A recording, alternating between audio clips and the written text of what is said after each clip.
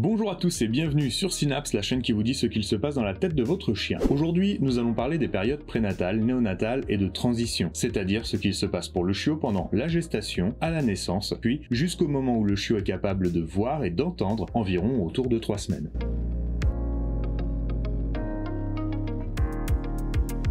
Commençons par la période prénatale, elle a lieu avant la naissance. Au niveau cérébral, elle correspond à une phase de neurogénèse active, c'est-à-dire une phase dans laquelle de nombreux neurones se développent. Dans cette phase, l'environnement a peu d'influence. On peut souligner quelques étapes importantes. Par exemple, c'est au cours de la deuxième partie de la gestation que le fœtus développe des compétences gustatives. Il est possible que le régime alimentaire de la mère ait une influence sur les préférences gustatives des chiots, même si ce constat ne nous apporte pas grand-chose à faire de bien utile en tant que propriétaire d'une chienne gestante. En fin de gestation, les voies sensorielles tactiles et les émotions du fœtus sont déjà développées, même si elles ne sont pas encore matures. Les interactions faites avec la mère peuvent être perçues par le fœtus, et il faut, dès cette période, éviter les expositions à des événements stressants qui peuvent logiquement impacter les petits également. Et comme le dit Oxmo Puccino, nous sommes que des conséquences, notre passé commence avant la naissance. En pratique, il est donc recommandé de manipuler la mère de manière douce pendant la gestation, mais j'ai envie de vous dire, c'est une recommandation qui est valable même si votre chienne n'est pas gestante. Passons donc à la période néonatale. Cette période s'étend de la naissance jusqu'à l'ouverture des yeux, c'est-à-dire entre 10 et 14 jours en moyenne. La période néonatale correspond à l'apparition progressive des canaux sensoriels. En effet, les chiots naissent sourds et aveugles. De plus, ils ne régulent pas leur température interne et ils ont des capacités motrices qui sont limitées à la reptation, ils ne se déplacent qu'en rampant. Les chiots sont guidés vers les mamelles de la mère par thermotrophisme, c'est-à-dire qu'ils sont attirés par la chaleur. C'est pour cela que si vous mettez une lampe chauffante près de la mère, il faut veiller à ce que les chiots ne puissent pas la toucher, sans quoi ils risquent de se brûler. En plus de cette attirance pour la chaleur, les chiots sont guidés par des signaux olfactifs et tactiles. L'élimination des urines et des selles n'est pas spontanée chez ces très jeunes individus. La mère doit lécher les chiots et en particulier la région périnéale pour déclencher le réflexe anogénital, qui permet aux chiots de faire leurs besoins. Voilà pourquoi chez les chiots orphelins, il est très important de remplir cette mission en leur massant les fesses à intervalles réguliers, par exemple avec un linge humidifié. Cette démarche est vitale pour eux. Sans cette aide à l'élimination, ils peuvent mourir. Lorsqu'on observe de si jeunes chiots, on constate que leur comportement se limite à rechercher la chaleur et les mamelles pour se nourrir et dormir au chaud. Mais en pratique, ne vous y trompez pas, le cerveau du chiot est dans une phase de travail intense et il crée déjà de nombreuses connexions. On constate d'ailleurs que les chiots sont quasiment toujours en mouvement, même quand ils dorment. En effet, à cette période, le sommeil des chiots est en grande partie du sommeil paradoxal, sommeil pendant lequel ils rêvent. La période néonatale se termine vers l'âge de 15 jours avec l'ouverture des yeux. D'ailleurs, il n'est pas rare de constater que sur une portée tout entière, les yeux de tous les petits s'ouvrent quasiment en même temps, en l'espace de quelques heures. Dans les jours qui suivent la mise bas, la mère est en général présente presque en continu. Il n'est pas rare de voir certaines chiennes refuser de se lever pour uriner pendant les premières 24 à 48 heures de vie de leur chiot. À la fin de la période néonatale, les mères sont déjà moins inquiètes, mais passent encore la plus grande partie de leur temps avec leurs chiots. Au cours des 2 premières semaines, il est donc important de laisser la mère seule avec ses chiots et d'éviter les visites pour ne pas stresser la maman. Une pesée quotidienne des chiots suffit à vérifier qu'ils grandissent bien, mais vous verrez que cette simple manipulation peut déclencher une grande inquiétude chez certaines mamans. Le risque d'agression maternelle est d'ailleurs très augmenté pendant cette première phase de vie. Venons-en maintenant à la période suivante, la période de transition, qui s'achève environ vers 3 semaines. Cette période s'étend de l'ouverture des yeux jusqu'à maturation du système auditif. Elle correspond au développement des systèmes sensorimoteurs du chiot. En d'autres termes, l'évolution des organes sensoriels du chiot qui vont lui permettre de développer sa capacité à percevoir son environnement, à identifier les stimulations et à y répondre progressivement de façon motrice. Les yeux sont ouverts, mais l'acuité visuelle ne se met en place que progressivement. À l'ouverture des yeux, à 15 jours environ, en effet, le chiot est incapable de suivre un objet. Avec la maturation du système vestibulaire, le chiot va cesser de balancer sa tête d'un côté à l'autre pendant qu'il se déplace, en parallèle de quoi sa perception visuelle va s'améliorer. La fin de la période de transition est marquée par l'ouverture des canaux auditifs, entre 14 et 18 jours, puis par l'apparition du réflexe de sursaut. Ainsi, il suffit de frapper dans vos mains en présence des chiots pour savoir s'ils sursautent. Si c'est le cas, c'est qu'ils entendent et que la période de transition est terminée. En général, cela se produit un peu avant 3 semaines. Les dents commencent à sortir, les chiots cherchent mutuellement à se mâchonner, ils jouent maladroitement et ils commencent à émettre des grognements. Leur prise en gueule est sans contrôle et même sans dents, la pression importante des mâchoires est perceptible. Ils n'ont pas encore d'inhibition de la morsure à cet âge car les zones de contrôle cérébral ne sont pas encore achevées, ils peuvent donc faire assez mal. Profitons-en pour parler de la dentition et des mordillements. On entend souvent dire que les chiots mordillent pour se faire les dents parce que la poussée dentaire leur ferait mal. En fait, chez les chiots, la sortie des dents de lait est finie à 6 semaines, c'est-à-dire bien avant l'adoption. Alors, si votre chiot mordille après 2 mois, vous pouvez être certain que ce n'est pas parce qu'il se fait les dents. Les dents d'adultes prennent ensuite la place des dents de lait entre 4 et 6 mois. Ce n'est pas à ce moment qu'on voit les chiots mordiller le plus non plus. Vous l'aurez compris, les mordillements n'ont rien à voir avec la poussée des dents. Si les chiots prennent tout en gueule, c'est parce qu'ils pratiquent l'exploration orale, exactement de la même façon que nos très jeunes enfants ont tendance à porter tous les objets qu'ils découvrent à leur bouche. Le chiot découvre d'abord son environnement par cette prise en gueule, et cette exploration va naturellement se transformer en exploration olfactive, c'est-à-dire en reniflant les éléments qu'il découvre avant le début de la période pubertaire. Ainsi, les mordillements dans les séquences d'excitation comme le jeu, les débuts de promenade ou encore l'accueil des visiteurs reflètent en revanche un manque de maturation du cortex préfrontal ventromédien. N'étant pas mature, il ne permet pas à l'individu de contrôler ses émotions, comme la joie ou encore sa locomotion. Enfin, c'est pendant cette période de transition que l'élimination des urines et des selles devient spontanée. La mère continue quand même de nettoyer la région périnéale et d'ingérer les excrétions. Elle cessera de le faire au début du sevrage, c'est-à-dire lorsque les chiots commenceront à manger des aliments autres que le lait maternel. Les chiots commencent à pouvoir soutenir leur poids en début de phase de transition. Ils vont progressivement apprendre à quitter le nid pour aller éliminer un peu plus loin. Néanmoins, les positions debout et assises n'apparaissent vraiment qu'après un mois. Ce que nous avons dit pour la mère reste vrai, il est encore important de la laisser tranquille avec ses chiots dans une pièce séparée afin de ne pas la stresser. Alors si je résume, avant la naissance, on ne peut pas faire grand chose si ce n'est être doux avec la femelle gestante, et de la naissance à 3 semaines, il faut laisser la mère dans une pièce calme et la déranger le moins possible. Pendant ce temps, nos petits chiots, qui étaient sourds et aveugles, maturent progressivement et deviennent capables d'esquisser quelques pas, de voir et d'entendre. C'est grâce à cette maturation de leur sens que nous verrons dans une autre vidéo que pendant la période de socialisation, c'est-à-dire à partir de 3 semaines, nous allons pouvoir interagir beaucoup plus. Je dirais même qu'il va falloir interagir plus pour leur faire découvrir le monde dans lequel ils vivront plus tard. Mais ça, c'est une autre vidéo. Et j'espère vraiment que cette vidéo vous a plu, et si c'est le cas, Anubis, ouf,